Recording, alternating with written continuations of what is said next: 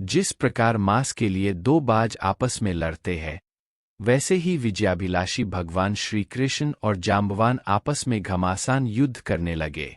पहले तो उन्होंने अस्त्र शस्त्रों का प्रहार किया, फिर शिलाओं का, तत्पश्चात वे वृक्ष उखाड़कर एक दूसरे पर फेंकने लगे।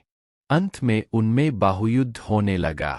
परीक्षित, वज्र प्रहार के समान कठोर घूसों की चोट से जांबवान के शरीर की एक एक गांठ टूट गई। उत्साह जाता रहा, शरीर पसीने से लथपथ हो गया। तब उन्होंने अत्यंत विस्मित होकर भगवान श्री कृष्ण से कहा, प्रभो, मैं जान गया, आप ही समस्त प्राणियों के स्वामी, रक्षक, पुराण पुरुष भगवान विष्णु हैं। आप ही सबके प्राण, इंद्रिय बल, मनोबल और शरीर बल है। आप विश्व के रचिता ब्रह्मा आदि को भी बनाने वाले हैं। बनाए हुए पदार्थों में भी सत्तारूप से आप ही विराजमान हैं। काल के कितने भी अवयव हैं, उनके नियामक परम काल आप ही है, और शरीर भेद से भिन्न भिन्न प्रतीयमान अंतरात्माओं के परम आत्मा भी आप ही है।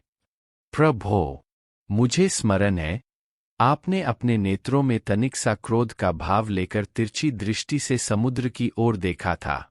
उस समय समुद्र के अंदर रहने वाले बड़े बड़े नाग, घड़ियाल और मगरमच्छ क्षुब्ध हो गए थे और समुद्र ने आपको मार्ग दे दिया था। तब आपने उस पर सेतु बांधकर सुंदर यश की स्थापना की तथा लंका का विध्वंस किया। आपके बाणों से कट कर राक्षसों के सिर पृथ्वी पर लौट रहे थे। अवश्य ही आप मेरे वे ही राम जी श्री कृष्ण के रूप में आए हैं। परीक्षित, जब ऋक्षराज जांबवान ने भगवान को पहचान लिया, तब कमलनयन श्री कृष्ण ने अपने परम कल्याणकारी शीतल करकमल को उनके शरीर पर फेर दिया और फिर अहेतुकी कृपा से भरकर प्रेम गंभीर वाणी से अपने भक्त जांबवान जी से कहा, ऋक्षराज, हम मणि के लिए ही तुम्हारी इस गुफा में आए हैं। इस मणि के द्वारा अपने पर लगे झूठे कलंक को मिटाना चाहता हूँ। भगवान के ऐसा कहने पर जांबवान बड़े आनंद से उनकी पूजा करने के लिए अपनी कन्या कुमारी जांबवती को मणि के साथ उनके चरणों में समर्पित कर दिया। भगवान श्री कृष्ण जिन लोगों को गुफा के बाहर छोड़ गए थे, उन्होंने 12 दिन तक उनकी प्रतीक्षा की, परंतु जब उन्होंने देखा कि अब तक वे गुफा से नहीं निकले, तब वे अत्यंत दुखी होकर द्वारका लौट गए। वहां जब माता देवकी, रुक्मणी, वसुदेव जी तथा अन्य संबंधियों और कुटुंबियों को यह मालूम हुआ कि श्री कृष्ण गुफा से नहीं निकले, तब उन्हें बड़ा शोक हुआ। सभी द्वारकावासी अत्यंत दुखित होकर सत्राजित को भला बुरा कहने लगे और भगवान श्री कृष्ण की प्राप्ति के लिए महामाया दुग्धदेवी की शरण गए, उनकी उपासना करने लगे। उनकी उपासना से दुग्धदेवी प्रसन्न हुई और उन्होंने आशीर्वाद दिया। उसी समय उनके बीच में मणि और अपनी नववधू जांबवती के साथ सफलमनोरथ होकर श्री कृष्ण सबको प्रसन्न करते हुए प्रकट हो गए। सभी द्वारकावासी भगवान श्री कृष्ण को पत्नी के साथ और गले में मणि धारण किए हुए देखकर परमानंद में मग्न हो गए, मानो कोई मरकर लौट आया हो। तदंतर भगवान ने सत्राजित को राजसभा में महाराज उग्रसेन के पास बुलवाया और जिस प्रकार मणि प्राप्त हुई थी, वह सब कथा सुनाकर उन्होंने वह मणि सत्राजित को सौंप दी। सत्राजित अत्यंत लज्जित हो गया। मणि तो उसने ले ली, परंतु उसका मुंह नीचे की ओर लटक गया। अपने अपराध पर उसे बड़ा पश्चाताप हो रहा था। किसी प्रकार वह अपने घर पहुंचा। उसके मन की आंखों के सामने निरंतर अपना अपराध नाचता रहता। बलवान के साथ विरोध करने के कारण वह भयभीत भी हो गया था।